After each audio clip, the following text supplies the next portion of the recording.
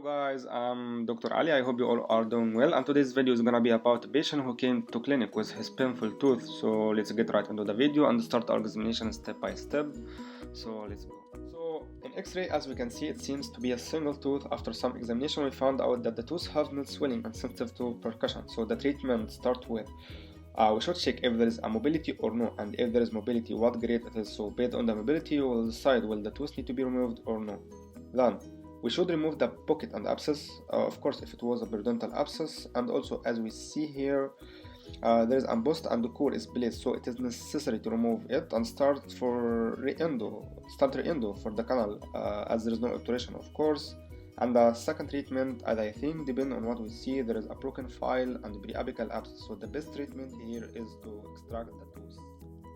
So guys, we have arrived at our last episode today, so wait us in the other cases, and thank you.